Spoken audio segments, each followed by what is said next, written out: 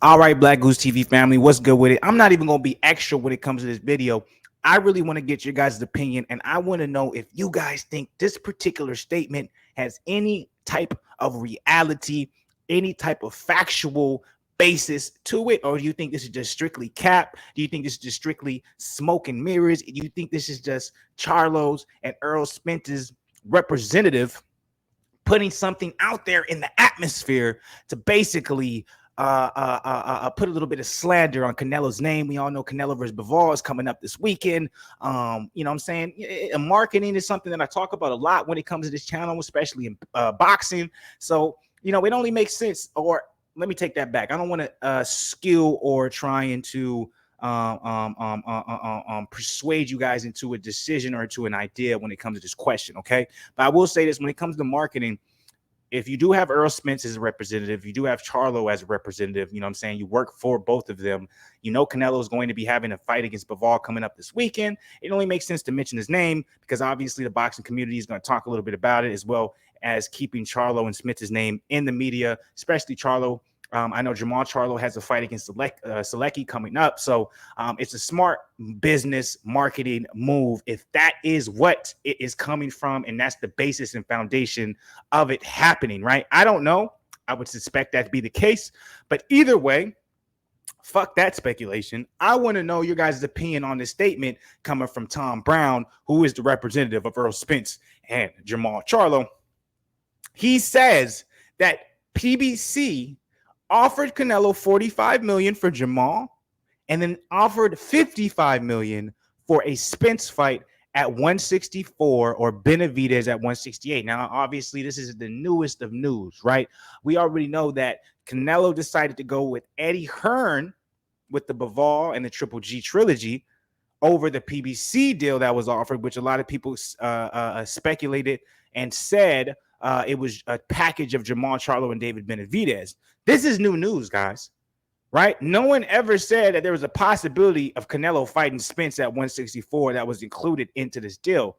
I don't know how true this is. I don't see why he would lie, but at the same time, it goes back to me saying it's great marketing to keep, you know what I'm saying, Jermall, Spence, and Benavidez circulating around the news. We know Benavidez got David Lemieux coming up. We know Jermall Charlo has Selecki coming up, and then we know Errol Spence is trying to stay relevant in the media because they want to build up that Terrence Crawford potential bout as much as possible, right? So obviously, you know what I'm saying, in my head, I'm like, okay, they're putting this out there because it's a marketing ploy, you know what I'm saying, keep people's names talked about in the boxing media, et cetera, et cetera. But let's say that's not the case. Let's say this is true, okay? Let's say this is absolutely 100% true. How do you guys feel about this? Do you think that, well, fuck that. Do you guys think it's true? That was my original question. Do you guys think this is a true statement, or do you think this is all cap and they're just doing this as a marketing ploy? Now, if you guys think it's true, I'm going to ask you guys this.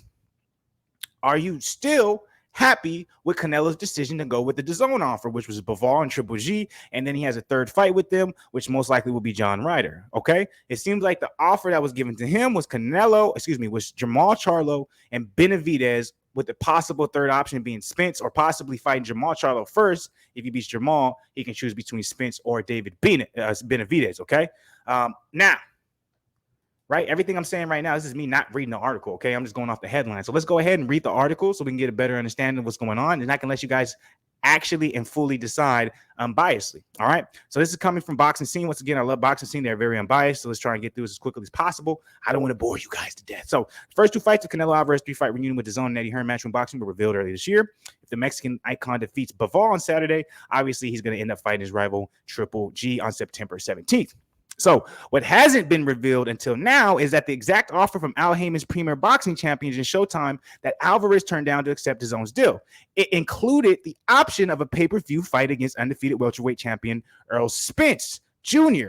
Tom Brown, whose company, TGB Promotion, represents Spence and Jermall Charlo, informed BoxingScene.com that PBC offered Alvarez a $45 million guarantee to fight Jermall Charlo on Saturday night, and if he would have conquered Charlo, a $55 million guarantee to fight either Spence at catchweight of 164 or David Benavidez at 168. So that's something a lot of people are not talking about. Everyone thought it was just David Benavidez and Jermall Charlo. Apparently, there was an option to fight Errol Spence as well, or to choose between fighting Errol or David Benavidez if he beat Jermall.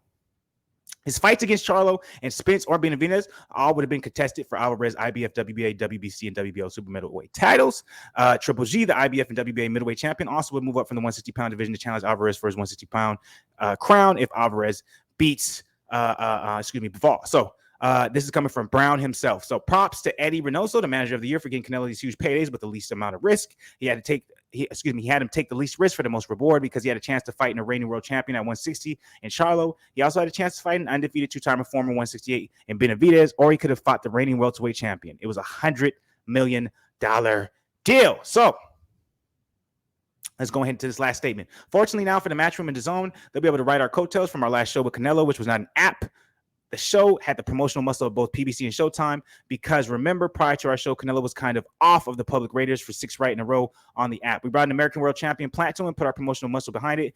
And look, we did 800,000 buys in today's world. We also had 16,500 people at MGM Graham, and we did an 18 million gate. Remember, he had 70,000 plus in Arlington, and he did a 9 million gate. The attendance for our stoppage of England's Billy Joe Saunders drew an announced crowd of 73,000 plus to the Dallas Cowboys 18 Stadium in Arlington last May. The figure established an indoor record for boxing attendance in the United States. The previous mark was 63,000 plus. So let's go ahead to his last statement. Errol Spence is the next guy in boxing, Brown said. He's already a pay-per-view star. He's done legitimate gates, and look, he has shown his mettle. He's willing to move up more than two-weight division to fight Canelo to bolster his legacy. It does show how special he really is and what a true champion he is. So that's the end statement coming from Tom Brown himself, who is the representative of Jermall Charlo and Errol Spence. So this goes back to my original statement. Do you guys think this is a real statement? Do you guys think this is really an offer that was presented to the table on Canelo, or do you think it's cap?